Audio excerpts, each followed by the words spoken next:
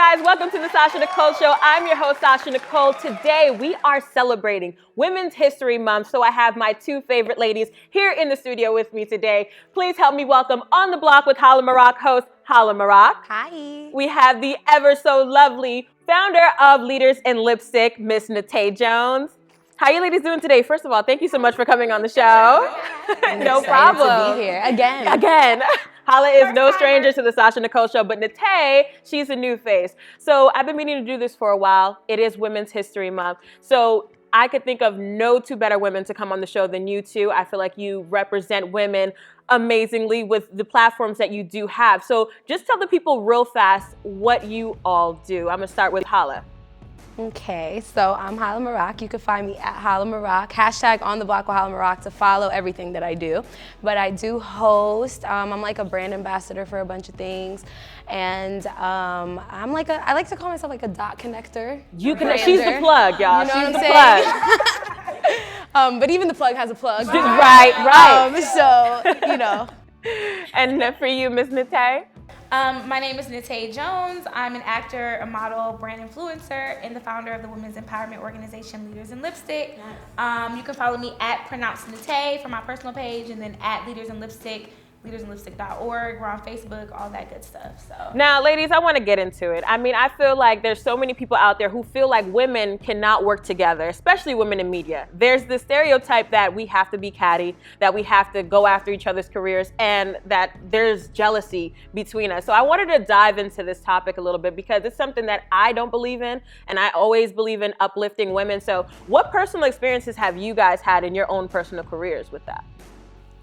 Okay, so this is actually kind of like a sensitive thing because as of recently, let's talk about it. Yeah, as of recently, I've kind of experienced something like that, and I've learned not to take it personal. You know what I mean? Not everybody, there's good and bad in every industry, every sex. Definitely. You know what I'm saying? Right. So, but in general, I feel like women have this.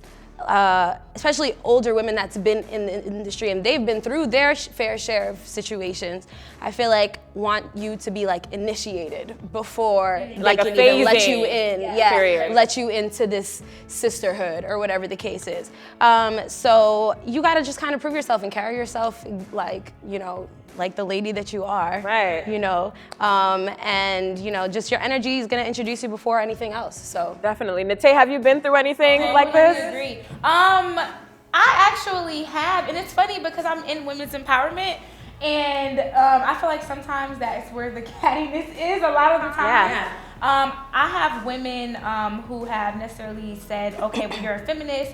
What exactly does that mean? Or you're too independent for this. That's not, no, I just want equality, right? For both genders, for homosexuals, for transgender people. I just want equality for everybody. Right. And as far as women in media, society has kind of molded us and kind of trained us to go by vanity and beauty. So sometimes I've gotten that with the older women.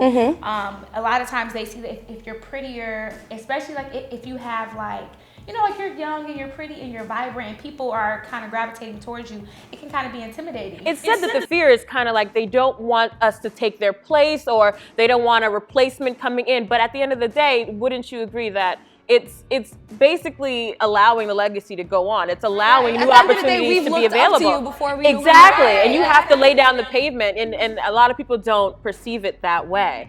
So what other stereotypes do you think kind of come with this whole, I guess, Instagram fame? Or people look at our Instagram and they think that we got it like that. Let's just break this down, you guys. Yeah, I mean, just because you're cute doesn't mean you don't do anything. And I also want to break down the stereotype that being a bottle girl or whatever is the same as being a host or a personality or whatever. They're two different things, and nothing against either of them, but they're two different talents, two different skill sets, two different everything. environments. Put me behind a bar, I don't know what I'm doing. I don't know, but you put me to host something, give me a mic, and that's where I'm gonna shine. You know what I'm saying? So I just want to let you all know that's two different things. When you see me on a flyer, it's not that I have a bottle at a table at a club. It's not the same thing. That's all. Right. And Natay, are there any stereotypes that people have? Because I bet people see that you're doing your projects and you're out and about, and they probably think that you have all of these connections, but like, is it really that way? A lot of the people that follow my career, they know I'm very honest with it. I'm not from New York, I'm not from the East Coast, and I actually am a bartender, and I do bottle service. So that's something else. A lot of people will see that that's what I do, and then when they find out that I do acting or modeling or hosting or whatever, then they're kind of like, oh, well, I didn't know. But then there's a ton of people who don't even know that I'm in the club scene. So I don't really keep the two separate, but I let people know, like, I'm not going to be bartending forever. This is just my survival job. Stereotypes.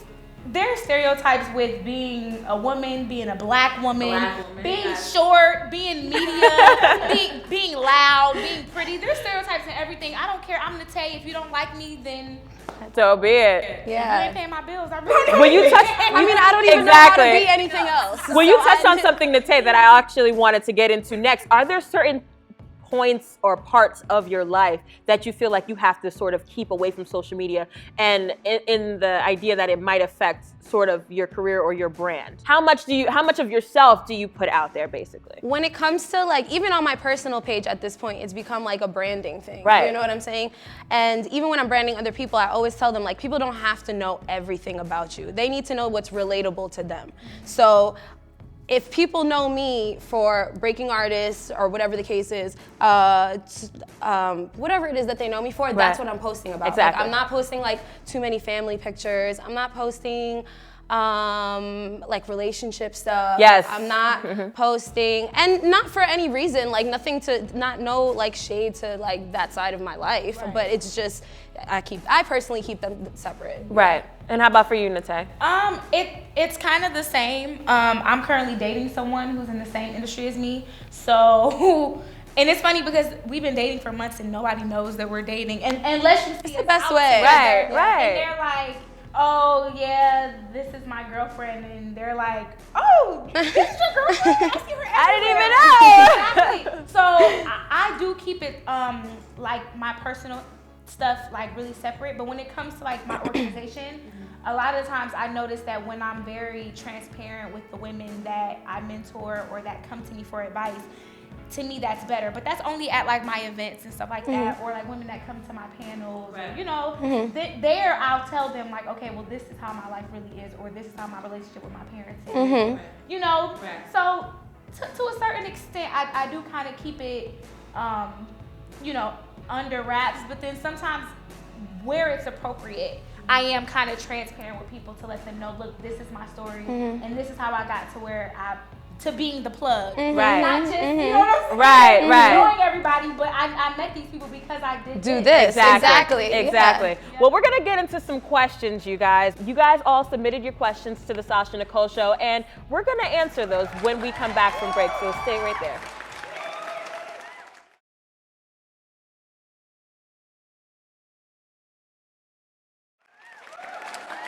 Welcome back to the Sasha Nicole Show. I'm your host, Sasha Nicole. We're still here in the studio with my two favorite ladies, Miss Hala Maroc and Miss Nate Jones. So right now, we're about to get into some questions that you all submitted from home. You ladies ready? Nah, I think we need to keep it all the way 100 with these questions, okay? Always. All right, so the first question is, how do you remain relevant on social media? Ooh. Who wants to take that? You go first. Okay. I literally just listen to my followers. But to me, it's not how many likes, but it's about who's liking it. Definitely. Like I have a pretty decent amount of followers, almost like 9,000. But the people that are particularly following me, the type of things that they like that I post, I make sure to listen and pay attention to that. Do that. I had to completely change my image because I used to do like vixen modeling and stuff. Okay. So I completely changed my image. So like there's still people following me from like the whole vixen scene from years ago. Okay. And they expect that. Exactly. So like there's a lot of guys like, sometimes like I'll post a picture or like a full body picture and it'll get like 600 likes. But then I'll post something about leaders in lipstick and it'll get 30 likes. That's And you're just like, hey, yeah, that's always something. Hey, where did you guys go? being positive over here. You over here thinking about my face.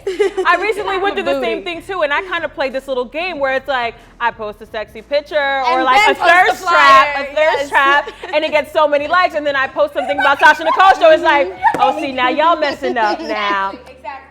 I just go with who am I really paying attention to that, like, whose opinion that follows me that I really care. Like, you know, because, like, for instance, the founder of Carol's Daughter, Miss Lisa Price, like, I'm, like, really close with her. So anything that she likes, I'm like, oh, yeah, that was we nice. good Yes, here. yes. So that's what I go by. What about you, Hala? Okay, well, it all started with the hashtag. Since it rhymes, it was so easy for people to pick up on. Right. And it's easy because you kind of can follow my journey from the very beginning. Like the me and Sasha intern. Oh my gosh, beginning. Power It's 105 all days. there. It's all there. So that was one thing. It rhymes, you know, like I said, so that's easy for people to remember. Always do things that are easy for people to remember. Second of all, you kind of said something that I do is like, if I do know that I'm about to post something that is important to me, but you know, I kind of want people to know about, but they just kind of aren't receptive to yet or whatever. I always kind of post what they want, Right. And then it's what I want. Exactly. Yeah. So you gotta have to play. Exactly. That's another thing, and also like your followers are really important. You know what I mean? Like, I mean, numbers. Like when it comes to our careers, like our numbers are everything. So don't get offended like when we don't like follow you back or whatever. But anybody who likes my stuff, anybody who comments on my stuff, I always show love to their page continuously. Like, you know what I mean? And especially, and that's another thing, like especially when I post things that have to do with those people, I'll like go back and be like, oh, I remember this person, and I'll reach out to them or whatever.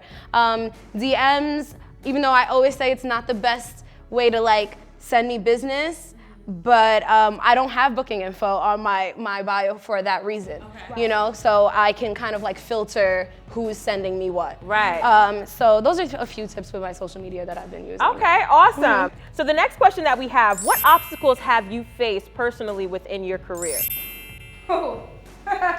I'm pretty sure we all have a list, but what, if there's something recently that you faced that you're just like, dang, that one almost, damn, yo. Back at it again.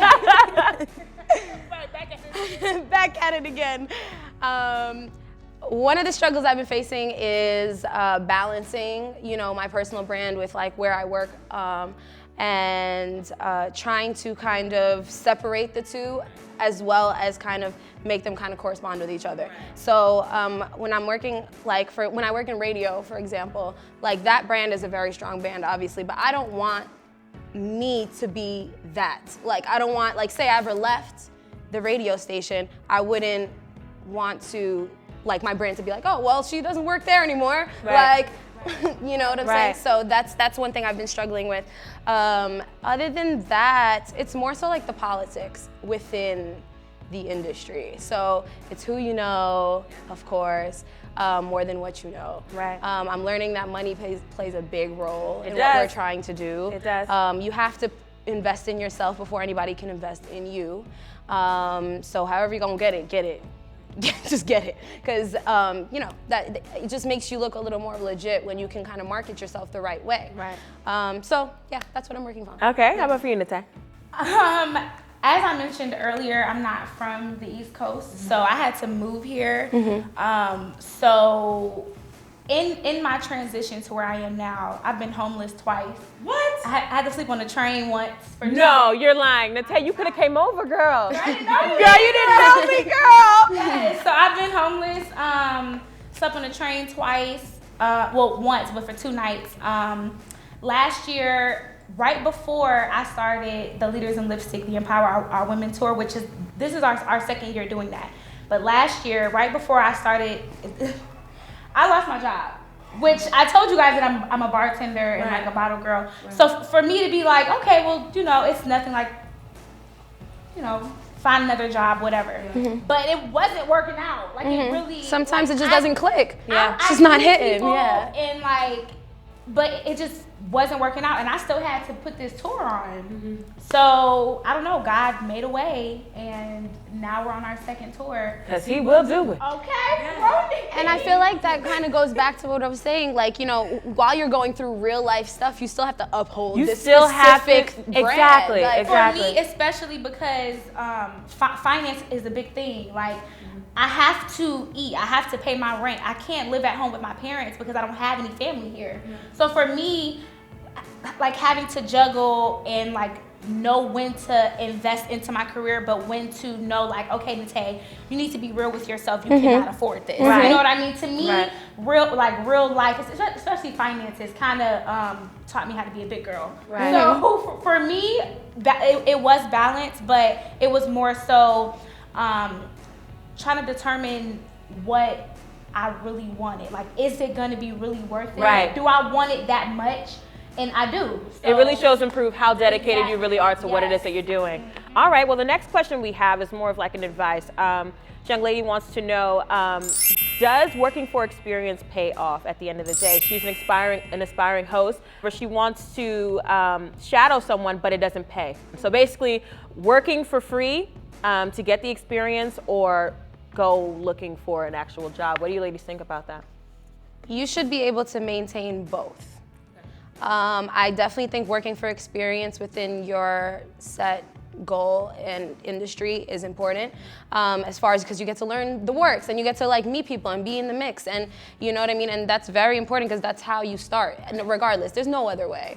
Unless you're plugged in somehow. Yeah. I don't know about that life. I had to start from the beginning, very beginning. I remember like 19-year-old Hala who called Power 105 and was like, hey, I applied for an internship. Girl, and let's talk about how we got our internships though. Exactly. I and straight I just didn't walked care. in the building, you guys. Yeah, Walked up in literally. that building and said, I need to speak to somebody. Yeah, exactly. And sometimes you really got to go that hard for them to even acknowledge you. You know what I mean? There's a million, we live in New York, in the tri-state area, like, for people to even recognize you within the millions and millions of people going for the same thing that you're going for, imagine how it sounds when you have a resume full of stuff that maybe you didn't get paid for, but you're in those buildings. Right. Those logos are behind you. Like, those people know your name. Like, it's like we were saying before, it's who you know, but it's more so who knows you. Right. You know, Exactly. and they don't know you unless you're in the building. Exactly. Even if they know you as an intern. Exactly. Eventually you'll break that mold. Exactly. Well, we have our last final question,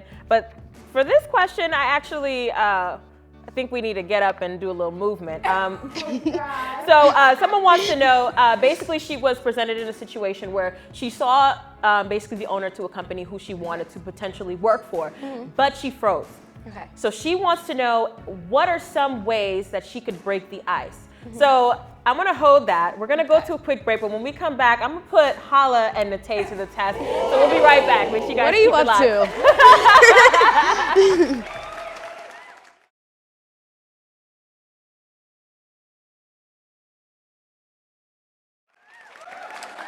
So we all know how hard it is to break the ice. Well, I put Hala and Nate to the test. We played a little game called Elevator Pitch, where they had to catch an employer's attention, and well, let's just see how they did.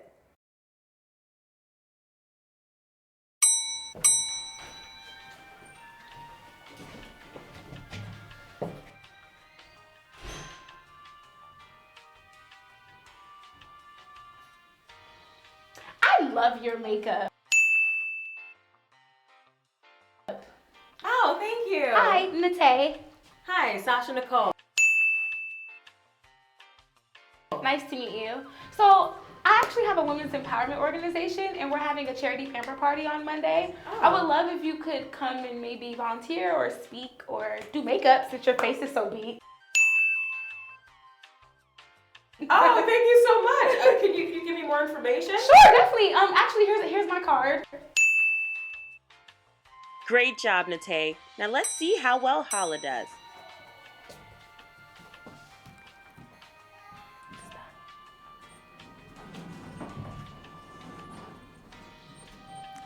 I like your shoes.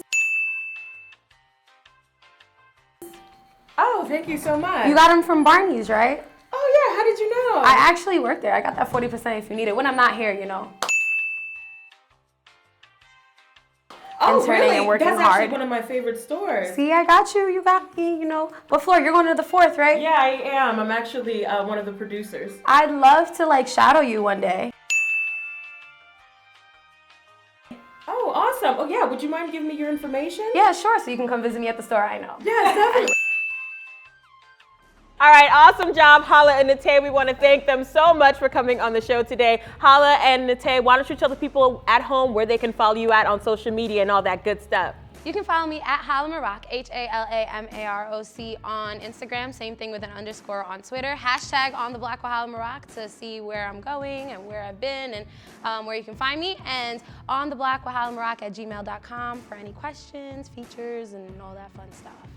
So you can follow me at Pronounce Nate, PRONOUNCEDNATAY, my personal page, at Leaders in Lipstick for Instagram, Leaders in Lipstick on Facebook, www.leadersinlipstick.org, and pronouncenote.com for my personal website.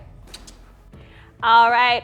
Well, thank you guys so much for tuning into the Sasha Nicole Show. Make sure you guys subscribe, like, and comment down below. If you have any questions that we did not get a chance to answer on the show, you could also email us at thesashanicoleshow@gmail.com. That's all the time we have for today. So we tuning out, y'all. Until next time.